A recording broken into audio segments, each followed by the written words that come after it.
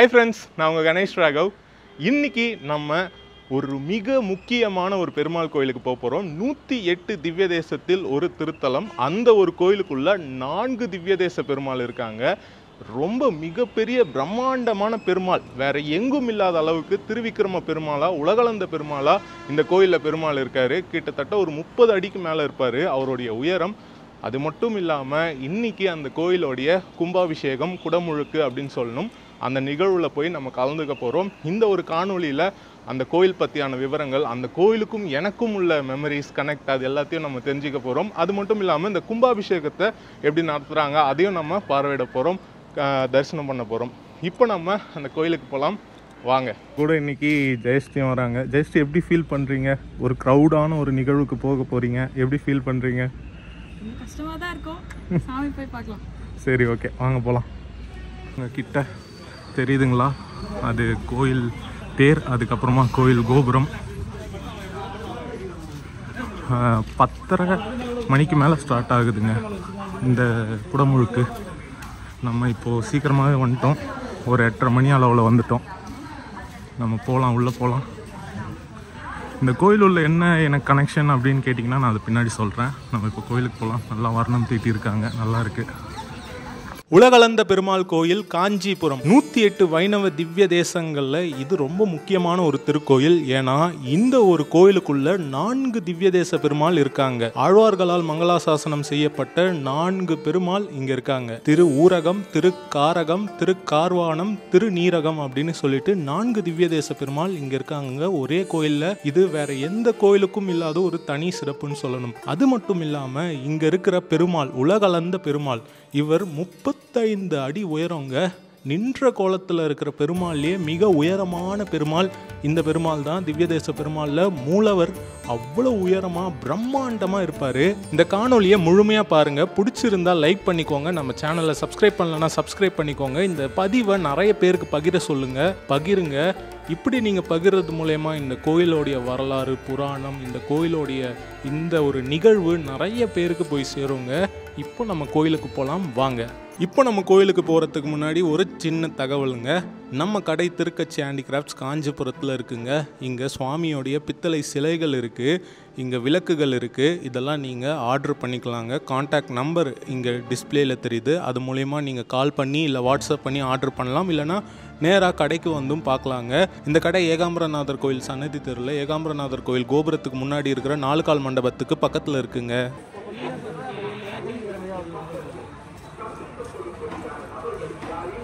உள்ளே வரோங்க. ரொம்ப நாள் கழித்து இந்த பெருமாளை இப்போ தரிசனம் பண்ண போகிறோம். இன்று அப்படிதான் இருப்பார், மேலே இருக்கார் பாருங்க.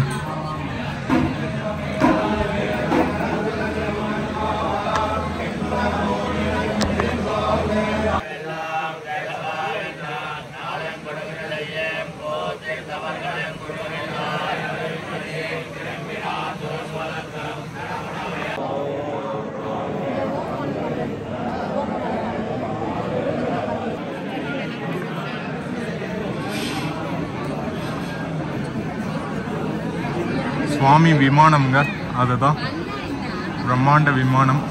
அது கீழே தான் உலகளந்த பெருமாள் இருக்கார். இங்கே தான் நீரகத்து பெருமாள் சன்னதி. பார்த்துக்கோங்க, இது மணற்கற்கள் பார்த்தீங்கனாலே உங்களுக்கு தெரியும். பல்லவர்கள் ஆட்சி காலத்துலேருந்து இருக்குது. இங்கே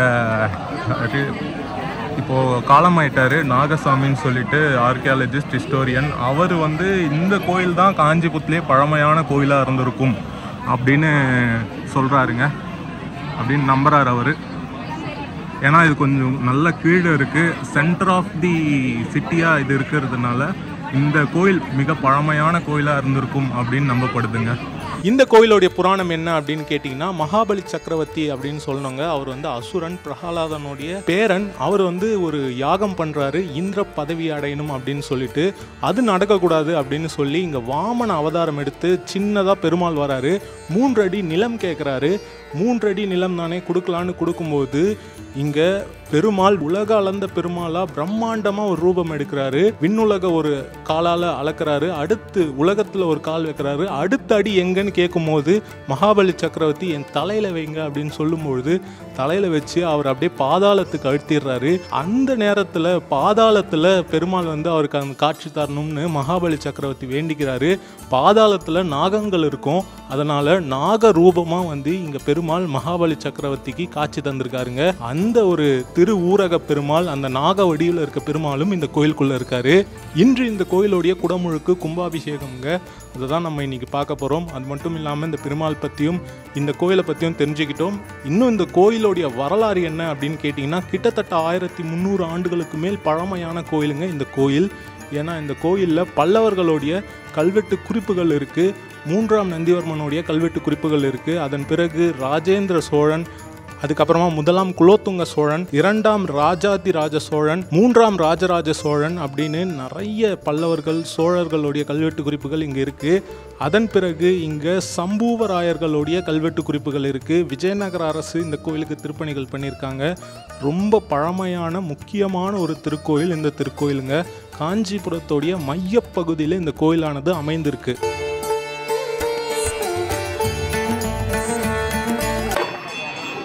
நல்லா மக்கள்லாம் வர ஆரம்பிச்சிட்டாங்க. இங்கேருந்து விமான தரிசனம் பாருங்கள். பரமபதநாதராக பெருமாள் அமர்ந்த கோலத்தில் இருக்கார். நல்லா இப்போ புதுசாக வர்ணம் தீட்டியிருக்காங்க.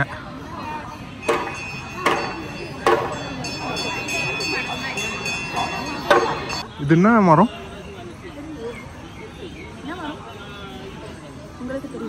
எனக்கும் தெரியாது. இந்த இடத்துல கோபுர தரிசனம் அருமையாக இருக்குங்க. அந்த இது என்ன மரம் தெரியல, கமெண்ட் பண்ணுங்க. நெல்லிக்காவா? பெரிய நெல்லிக்காய்.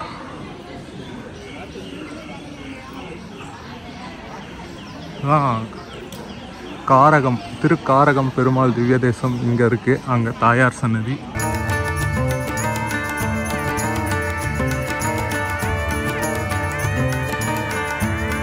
காரகத்து பெருமாள் சன்னதிங்க. இங்கே அமர்ந்த கோலத்தில் ஆதிசேஷன் மேலே இருப்பார் சுவாமி.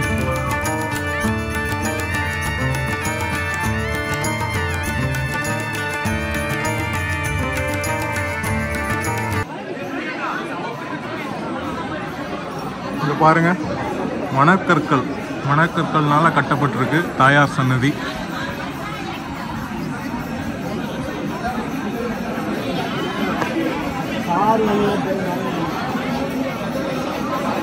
உலகளந்த பெருமாள் சுவாமி விமானம்ங்க. பிரம்மாண்டமான விமானம்.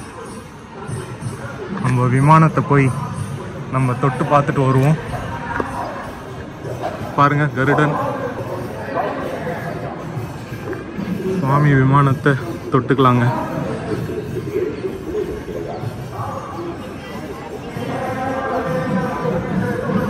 இது காரகம், திருக்காரகம்.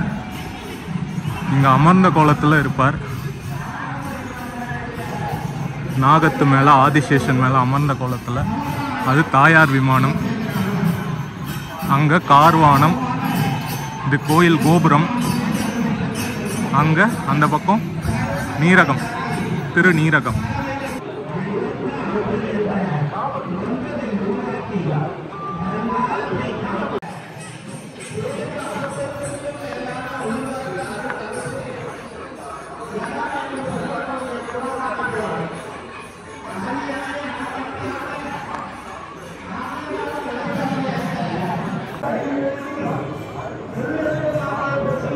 மக்கள் கூட்டம் பாருங்க.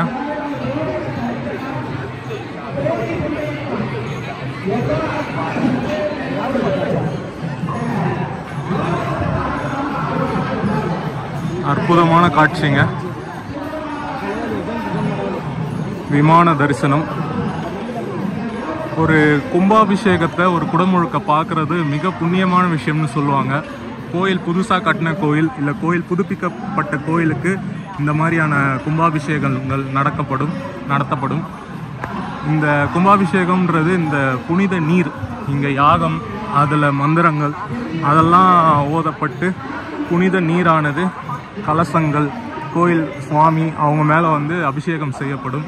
அதுதான் வந்து பார்த்திங்கன்னா கும்பாபிஷேகம். ரொம்ப சிறப்பு அது.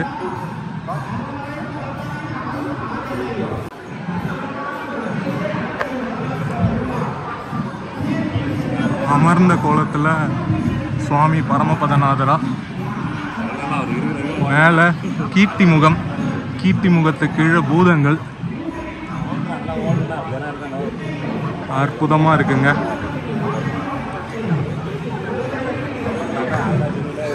அப்படியே நம்ம சுற்றி வருவோம். இந்த கோபுரத்துக்கு பின்புறம் நான் வந்து பார்த்ததே இல்லை, இப்போ தான் பார்க்குறேன். இங்கேயும் அமர்ந்த கோலத்தில் பெருமாள் இருக்கார். கோபுரம்னே வருது. விமானம், இந்த விமானம் வந்து ஹாலோவாக இருக்குங்க. கோபுரம்ன்றது முன்னாடி இருக்கும், விமானம் இது சுவாமிக்கு மேல் புறத்தில் இருக்கிறது.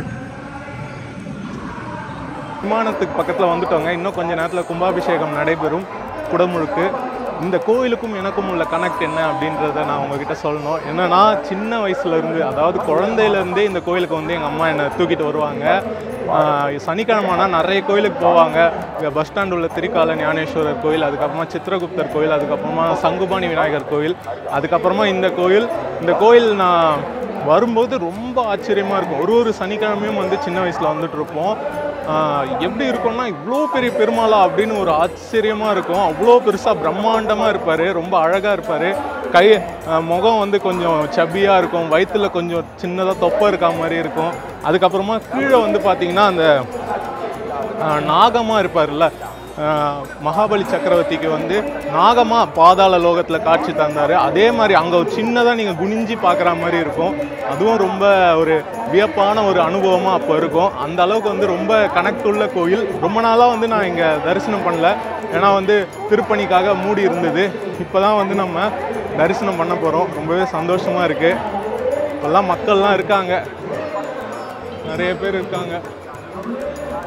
இங்கே விமானம் மேலேயும் விமானத்துக்கு கிட்டேயும் நிறைய பேர் இருக்காங்க. வெயிட் பண்ணி இந்த குடமுழுக்க தரிசனம் பண்ணுவாங்க.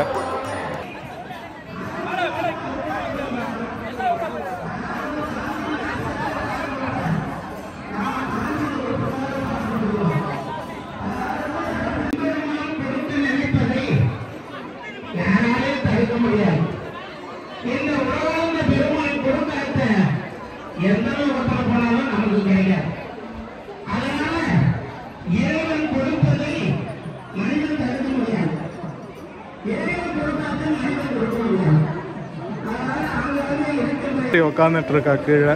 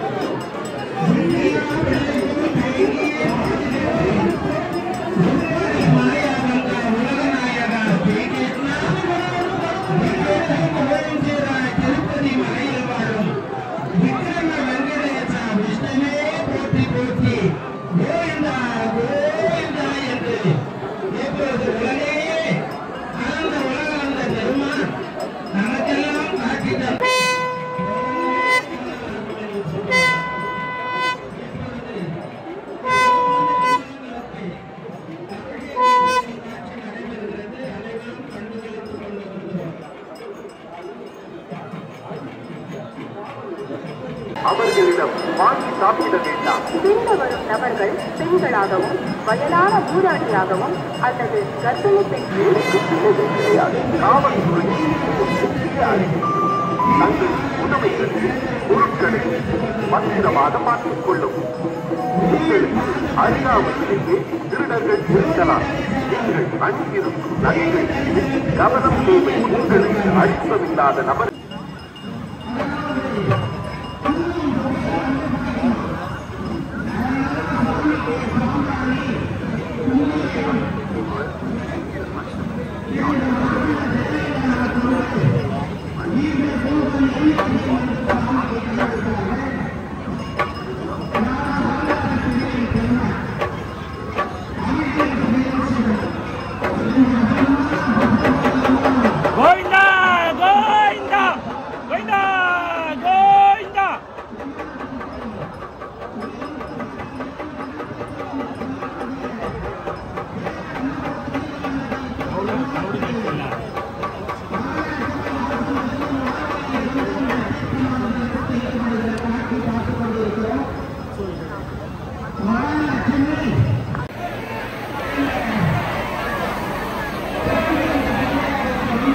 புனித நீருங்க தெளிக்கப்படுது.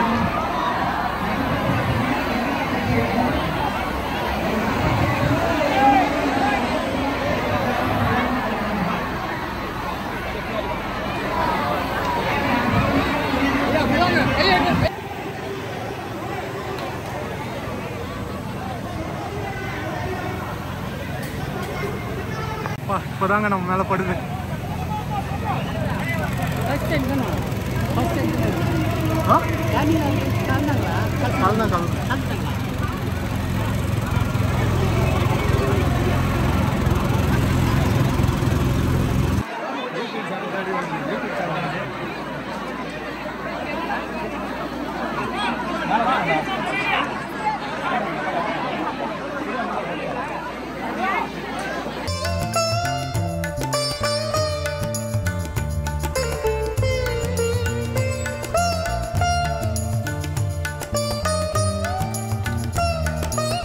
ஃப்ரெண்ட்ஸ், பார்த்துருப்பீங்க உலகளந்த பெருமாள் கோயிலுடைய குடமுழுக்கு கும்பாபிஷேகம். கண்டிப்பாக உங்களுக்கு பிடிச்சிருக்கோன்னு நினைக்கிறேன். இந்த கோயிலை பற்றியான தகவல்கள், இந்த கோயிலை பற்றியான முழு விவரம், இந்த விழா எல்லாமே நீங்கள் பார்த்து ரசிச்சிருப்பீங்க. இந்த காணொலியை நான் இப்போ முடிச்சுக்கிறேன். இப்போ நீங்கள் வந்தீங்கன்னா உலகளந்த பெருமாள் கோயிலில் உலகளந்த பெருமாளை தரிசனம் பண்ணலாங்க. நீண்ட நாள் கழித்து இந்த தரிசனம் நடைபெற்று ஆரம்பிக்க போகுது. நானும் ரொம்ப ஆவலாக இருக்கேன். நீங்களும் வாங்க. நிறைய பேர் கேட்டிருந்தீங்க உலகளந்த பெருமாள் கோயில் திறந்துட்டாங்களா, சுவாமியை பார்க்க முடியுமா அப்படின்னு சொல்லிட்டு. இப்போ பார்க்க முடியுங்க. வந்து தரிசனம் பண்ணுங்கள். இந்த வீடியோவை நிறைய பேருக்கு ஷேர் பண்ணுங்கள். இந்த வந்து பார்க்க முடியாதவங்களுக்கு கும்பாபிஷேகத்தை பார்க்குறது கோடி புண்ணியம் அப்படின்னு சொல்லுவாங்க. இந்த காணொலியை நீங்கள் நிறைய பேருக்கு பகிர்றது மூலயமா இந்த ஒரு விஷயம் நிறைய பேருக்கு போய் சேருங்க. இந்த வீடியோவை நான் இப்போ முடிச்சுக்கிறேன். இதே மாதிரி இன்னொரு நல்ல வீடியோவில் நான் உங்களை சந்திக்கிறேன். Bye from Ganesh Raghav friends. Bye.